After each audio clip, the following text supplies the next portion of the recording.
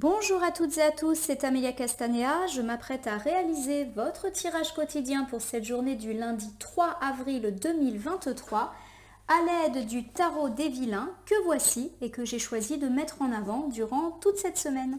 Alors je vais réaliser votre tirage quotidien à 2 cartes initiales, cartes que je vais recouvrir au fur et à mesure de mes interprétations pour obtenir de plus en plus de détails et précisions sur ce qui vous attend, ma consultante, mon consultant, en cette journée du lundi 3 avril 2023. Alors je vais commencer par battre le jeu en pensant bien à vous. En tout cas, j'espère que vous allez toutes et tous bien en cette première journée de la semaine, première semaine d'avril. Nous avons eu un joli tirage hebdomadaire. J'espère que ça va venir se confirmer avec ce tirage quotidien. Allez, on fait une petite coupe des énergies pour voir un petit peu dans quelle ambiance on se trouve au moment où nous visionnons cette vidéo. Donc j'ai ici le 2 d'épée qui fait face au 4 de denier inversé. Alors le 2 d'épée, c'est une carte qui nous parle d'être dans une impasse, de ne pas voir la vérité en face, de faire un petit peu l'autruche à l'égard d'une situation ou d'une personne. Et le 4 de denier qui fait face, donc les deniers c'est la famille du pentacle, eh bien, le 4 de denier inversé, c'est une carte qui nous dit eh bien, qu'il est temps de lâcher prise, de se relever par rapport justement à une déception. Alors, associés ensemble, le 2 d'épée et le 4 de denier nous dit qu'effectivement, eh bien, on a été dans l'impasse justement ces derniers temps et qu'aujourd'hui, on est dans la volonté de mettre fin à une situation compliquée. Effectivement, on a été un petit peu tiraillé vis-à-vis d'une situation ou vis-à-vis d'une relation que nous avions. Et aujourd'hui, avec le 4 de denier, on nous dit qu'on a véritablement envie de lâcher prise et d'arrêter de se prendre la tête, excusez-moi, mais à l'égard de cette situation ou de cette relation. Alors, il n'y a pas véritablement un domaine qui ressort ici. Ça peut vraiment nous parler de tout type de relation et de tout type de domaine. Alors, je vous donne quand même quelques exemples. Ici, si on me parle de sentimental, on me dit qu'on a peut-être été dans une impasse. Alors, peut-être une période de conflit dont on a vraiment eu du mal à se sortir. Ça peut également me dire qu'on n'a pas voulu voir la vérité sur certaines situations ou sur, pourquoi pas, notre responsabilité aussi dans des situations de couple un petit peu compliquées. Aujourd'hui, on est déterminé à lâcher prise, voilà, à laisser faire et à voir un petit peu ce que ça donne. Pareil, si on s'est un petit peu pris le bec dans la sphère amicale, familiale, on nous dit qu'il est temps pour nous de lâcher prise. Peut-être qu'on a été dans une impasse, qu'on s'est bien pris la tête, mais qu'aujourd'hui, eh bien, on est plus dans l'idée qu'on laisse et qu'on va bien voir ce que ça donne, tout simplement. Le 2 d'épée peut également nous parler eh bien, de professionnels. Peut-être que eh bien, on n'a pas vu les choses telles qu'elles étaient, on n'avait peut-être pas toute la lumière sur certaines situations ou sur certaines de nos demandes, peut-être qu'on n'a pas vu clair aussi sur certaines intentions de nos collègues et qu'on s'est trouvé dans une impasse professionnelle ou avec des projets professionnels qui ne décollaient pas. Et aujourd'hui, on vous dit que, eh bien, il est temps de lâcher prise, en tout cas, il y a une volonté de lâcher prise et de laisser les choses se tasser. Pareil dans la sphère financière, on était peut-être dans une impasse, donc peut-être avec des finances un petit peu compliquées ces derniers temps, et on vous dit qu'on lâche prise. Alors pourquoi pas? Parce qu'il y a de bonnes nouvelles, parce qu'on décide un petit peu de arrêter, en gros, de se prendre la tête. Donc tout ce qui est lié à des situations où on sentait qu'il y avait des blocages, des conflits, et qu'on ne savait pas trop comment s'en sortir, on lâche prise et on voit un petit peu comment ça se passe. Bon. Alors j'étale le tarot des vilains sur mon tapis latéral, je prends 2 cartes que je présente donc face cachée pour l'instant, face à vous. Cartes que je vais retourner, nommer, interpréter et recouvrir pour incarner votre journée du lundi 3 avril 2023. Alors j'ai ici l'arcade majeure de la grande prêtresse qui est inversée. L'arcade majeure de la grande prêtresse, lorsqu'elle est inversée, elle nous dit qu'on manque un petit peu de clairvoyance et d'intuition, ou qu'en tout cas on n'utilise pas assez notre intuition par rapport à certaines situations ou à certaines personnes, et qu'il est peut-être temps justement de l'utiliser, cette intuition. Comment on sent telle ou telle personne? Comment on sent telle ou telle situation, telle ou telle opportunité? Voilà, on vous demande un petit peu de reprendre à cœur et de reprendre en main votre clairvoyance. La grande prêtresse, lorsqu'elle est inversée, elle nous dit aussi qu'on a tendance à ne pas assez réfléchir. Peut-être qu'on a tendance à parler trop vite ou à agir trop vite. La carte de la grande prêtresse inversée, elle vous dit de ralentir, que là, vous voulez aller trop vite, quitte à brûler des étapes ou à faire les choses n'importe comment. Donc, On est dans l'idée un peu d'un lâcher-prise, on l'a dit, notamment par rapport à des situations de blocage ou à des situations de conflit dans la sphère relationnelle et ou matérielle. Et on vous dit que là, il est temps de faire preuve de sagesse parce que ce n'est pas forcément ce pourquoi on a opté ces derniers temps. La grande prêtresse, c'est quelqu'un qui a un grand savoir. Quand elle est inversée, elle nous dit que justement, il y a peut-être une connaissance ou un savoir qui nous échappe. C'est par exemple une vérité que l'on ignore et du coup, ça ne nous permet pas de voir l'entièreté d'une situation. Ça peut être également le fait de manquer une information. Donc auquel cas, on vous demande de vous renseigner. Alors ça peut être se renseigner dans le cadre administratif ou le cadre légal de quelque chose. Il vous manque peut-être une démarche. Ou pourquoi pas également approfondir vos connaissances dans le sens étude du terme. Voilà. Donc ayez accès à tout ce qui est écrit. La grande prêtresse, elle est dans les livres, elle est dans les textes. En face, j'ai le 7 d'épée. Alors le 7 d'épée, lorsqu'il est inversé, il nous dit qu'on arrête de se mentir, qu'on y voit beaucoup plus clair dans sa vie, qu'on prend un peu ses responsabilités et qu'on se relève d'éventuelles difficultés ou d'éventuelles tristesses. Pour moi, on a vraiment un tirage passé-futur. Pour moi, la grande prêtresse inversée ici, elle incarne notre passé, c'est-à-dire nous, ces derniers jours, voire ces dernières semaines. On a peut-être voulu aller trop vite, peut-être même qu'on a parlé et agi trop vite, qu'on a voulu mettre la charrue avant les bœufs, quitte à louper certaines étapes ou pas s'être assez renseigné sur telle ou telle situation.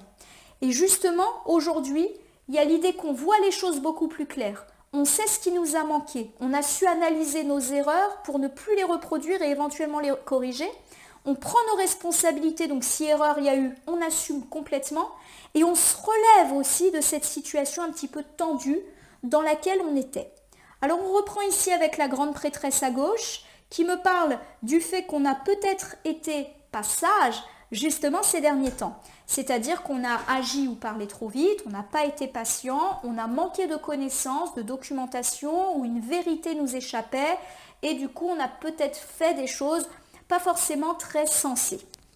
J'ai ici le 4 de denier qui ressort beaucoup en ce moment, donc c'est le 4 de pentacle inversé et qui nous parle justement de lâcher prise de nouveau, de se relever du passé et pourquoi pas de partager avec les autres.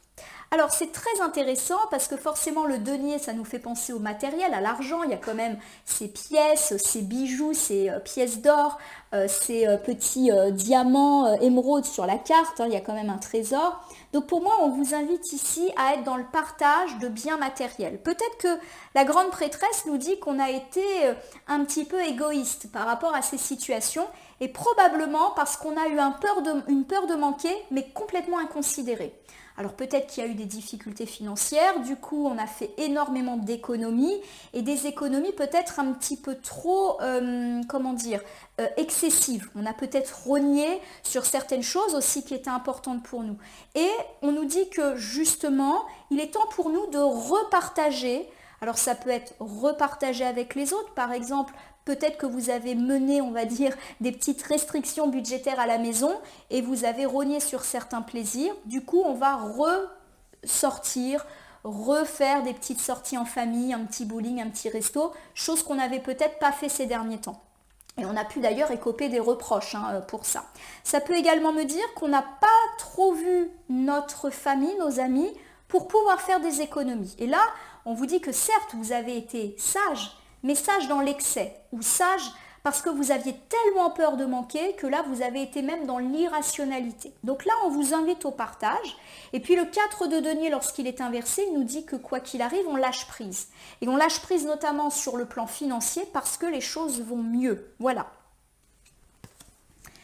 J'ai le 9 d'épée. Alors, le 9 d'épée, quand il est à l'endroit, c'est une carte qui nous parle du fait de s'être senti un petit peu seul. Comme la carte est sur la gauche et arrive en position numéro 3, il y a plus l'idée que c'est quelque chose de déjà passé. On a pu même pour certains connaître une forme de désespoir, voire d'anxiété et de dépression à cause des questions financières et du stress que ça a pu invoquer.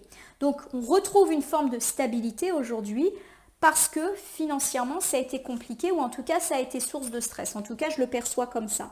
J'ai ici le 8 d'épée. Le 8 d'épée, c'est une carte qui nous dit qu'on est coincé et qu'on est prisonnier. et on se sent peut-être prisonnier des questions financières. Le 8 d'épée, dans ce cas, il nous parle qu'on est peut-être trop dépendant ou qu'il y a quelque chose à retravailler dans notre rapport à l'argent.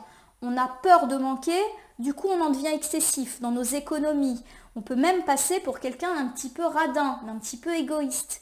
Il y a cette idée aussi qu'on a tendance à toujours exagérer notre situation financière en disant que c'est une catastrophe, alors qu'en réalité, c'est peut-être pas tant le cas que ça. On a tendance à noircir le tableau financier. Peut-être parce qu'il y a eu des difficultés aussi, et qu'on a peur de retomber dedans.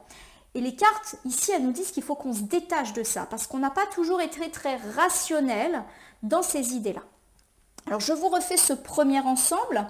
La grande prêtresse nous dit qu'on a manqué, on va dire, de sagesse et de prise de recul à l'égard de tout ce qui touchait le financier. On a peut-être eu tendance à faire des économies excessives et ou à noircir la situation. Il y a en tout cas cette idée avec le 9 d'épée, eh bien qu'on a pu connaître une forme de tristesse, d'anxiété extrême avec ces problématiques financières et ou un isolement parce qu'on s'est privé de sortir ou privé de partager des choses ou même on s'est privé personnellement, du coup, eh bien notre vie elle a été un peu terne ces derniers temps à cause des tracas d'argent. Le 8 d'épée nous dit qu'on a été prisonnier et qu'on l'est également toujours de ces problématiques. On a tendance à beaucoup penser à l'argent, à beaucoup se tracasser, à avoir peur de manquer et peut-être qu'on est trop concentré sur ces questions-là. Alors c'est facile à dire parce que bien sûr, le financier c'est vraiment une source de stress pour tout le monde, je pense, encore plus dans le contexte actuel. Et quand on nous dit qu'il faut qu'on s'en libère, c'est vrai que c'est un petit peu délicat, hein, effectivement. Mais en tout cas, on a peut-être eu tendance à ne pas voir les choses aussi positives qu'elles ne l'étaient. Je ne dis pas qu'elles étaient extrêmement positives, mais peut-être que là, on s'est stressé énormément.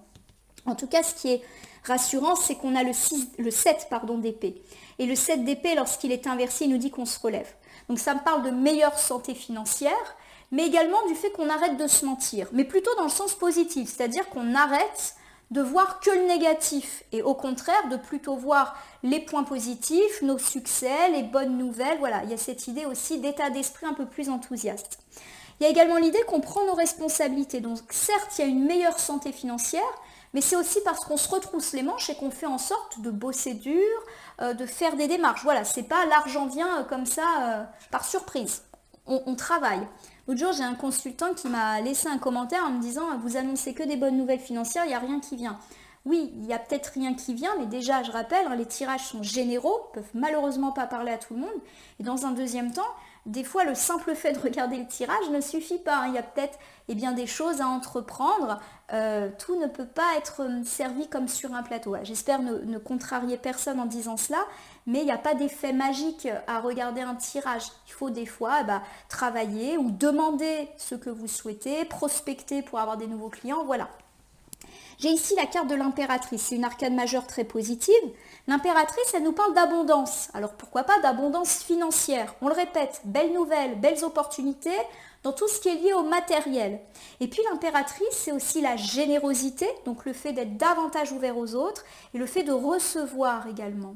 Donc il y a l'idée qu'on reçoit ce qu'on mérite et qu'on redonne un petit peu de générosité dans le sens humain et partage parce que justement ça va mieux dans le plan financier. Donc ça c'est super. Bon, j'ai ici le 7 de coupe qui est inversé. Le 7 de coupe, lorsqu'il est inversé, il nous parle de mauvaises décisions et ou de ne pas du tout prendre de décision. Du coup, on reste là où on est. Alors, je vais tout de suite recouvrir pour voir où est-ce qu'on va. Alors, j'ai le 10 d'épée. Et le 10 d'épée, lorsqu'il est à l'endroit, il me parle de tristesse et de trahison de la part d'une personne ou de la peur de vivre une ruine. Alors, on va tout de suite interpréter et se rassurer. On a dit qu'il y avait de belles nouvelles financières qui étaient présentes pour cette journée du lundi 3. On est en tout cas déterminé à se relever, à prendre nos responsabilités. Donc, on se retrousse les manches pour faire pérenniser cette situation. Donc, je le rappelle, on peut faire de la prospection, on peut aller demander une prime, voilà. Il y a l'idée avec la carte de l'impératrice qu'on obtient ce qu'on souhaite. On obtient une forme de récompense, d'abondance financière, d'abondance symbolique, et on va pouvoir se permettre d'être de nouveau généreux et généreuse à l'égard des autres. Donc ça, c'est chouette. Par contre, j'ai quand même ce 7 de coupe inversé et ce 10 d'épée. Le 7 de coupe, je le rappelle, quand il est inversé, il nous parle d'une mauvaise décision ou de notre peur de prendre une décision, du coup on ne fait rien. Et le 10 d'épée, lui, il mentionne plutôt une tristesse liée à une trahison et ou liée à une ruine. Pour moi, il y a vraiment cette idée qu'aujourd'hui, on a peur de reconnaître une perte financière, de connaître une ruine par rapport à une décision. Pour moi, vous êtes un petit peu à la croisée des chemins. On l'a dit, il est temps de prendre vos responsabilités et d'œuvrer pour faire pérenniser votre stabilité financière. Mais vous avez peur de faire des choix que vous pourriez regretter parce qu'ils pourraient vous reconduire à des difficultés financières. On n'est pas en train d'annoncer qu'il y a de la difficulté financière, mais juste de votre peur de revivre une situation ô combien tendue. Alors peut-être que là, on nous parle aussi d'opportunité, et pourquoi pas l'opportunité de s'associer, ou d'un investissement, d'un placement. On nous dit qu'il y a une forme de générosité, une proposition généreuse pourrait venir à vous, mais vous êtes dans l'hésitation. Déjà, on parle peut-être du fait que vous doutez de la fiabilité d'une personne qui pourrait venir vous proposer une aide ou de la fiabilité de la proposition ou du partenariat qu'on vous fait. Vous êtes méfiant, vous avez peur d'être trahi. Les cartes ont pourtant l'air de dire que les choses s'annoncent positivement, mais vous restez un petit peu sur la réserve. Alors, ma foi, vous avez bien raison parce qu'il faut toujours quand même être méfiant et pas se lancer n'importe comment dans des décisions, surtout si ça commence seulement à aller mieux. Pour moi, on nous parle de ça, de votre peur de nouveau manquer ou de votre peur de vous faire avoir si vous prenez une mauvaise décision ou que vous êtes dans l'hésitation, en tout cas par rapport à ça. Alors, je vous refais cet ensemble. On me dit avec le 7 d'épée et l'impératrice que vous êtes déterminé à reprendre votre vie financière en main et, ma foi, les retombées sont plutôt positives. Mais vous vous bloquez encore. Vous avez peur de prendre de mauvaises décisions qui vous fassent retomber dans les difficultés et ou vous avez peur de vous lancer dans un partenariat, une association, un placement, de peur là encore de connaître une ruine. Vous êtes dans la méfiance. Alors je vous refais un bilan pour l'ensemble de ce tirage du lundi 3 avril 2023, un tirage très financier, vous l'aurez compris. On me dit que ces derniers temps, vous avez eu tendance avec la grande prêtresse inversée à prendre des décisions un petit peu inconsidérées en matière de finances. Alors non pas que vous avez pris vraiment des décisions, mais peut-être que vous avez perçu le domaine financier de manière peu reculée. Vous avez eu tendance à craindre des retombées négatives en termes de finances. Peut-être que vous avez eu l'impression aussi que votre situation financière était catastrophique. Vous avez peut-être été amené à faire des économies, quitte à rogner sur votre confort ou sur votre vie sociale. Ce qui est sûr, c'est que l'argent a été source de beaucoup de tracas pour vous. Il y a également cette idée, effectivement, que vous avez peut-être connu une perte financière, peut-être à cause d'un mauvais investissement ou de mauvais conseils et ou de mauvais renseignements que vous avez peut-être pas eu. En tout cas, ce qui est sûr, c'est qu'aujourd'hui, vous vous relevez de ça. L'argent devient un peu moins une contrariété, peut-être parce qu'il y a de belles nouvelles qui vous parviennent. Et il y a de toute manière cette idée que vous êtes quand même encore prisonnier de vos peurs liées à l'argent. Peur d'être ruiné, peur de perdre, mais aussi peur d'être trahi d'un point de vue financier. C'est comme si vous aviez peur qu'on vous prenne votre argent ou que tout ce qui est lié à des placements, des partenariats soit pas forcément très heureux. Ce qui est sûr, c'est qu'avec le 7 d'épée inversé, vous êtes déterminé à vous relever. Vous arrêtez de vous mentir. Donc en gros, vous décidez de voir votre situation financière telle qu'elle est et vous n'aggravez pas trop le tableau. Ça, c'est un premier point. On nous dit qu'effectivement, il y a de l'abondance et donc de la bonne nouvelle financière à la clé et que vous allez du coup vous permettre de pouvoir être généreux avec vos proches, mais aussi avec vous-même. Vous allez pouvoir vous refaire plaisir, ressortir, faire profiter vos proches d'une meilleure aisance. Bref, il y a une idée de partage et de générosité maintenant que la santé financière est un peu retrouvée. Malgré tout, vous restez méfiant et apeuré à l'idée que ces difficultés financières puissent ressurgir. Vous avez également peur de vous lancer, pourquoi pas, dans des partenariats et des associations, toujours de peur d'être trahi, qu'on vous prenne votre argent ou qu'on vous la fasse un petit peu à l'envers, si je puis me permettre. En tout cas, il y a pour moi des bonnes nouvelles financières avec ce fond de méfiance dont vous peinez à vous séparer parce que, eh bien, il y a eu du manque, ça c'est sûr, et que les préoccupations financières ont vraiment été au cœur de vos soucis ces derniers temps, donc c'est compliqué, eh bien, de les enlever. Alors, je vais terminer votre tirage du lundi par l'usage du petit oracle des anges que voici.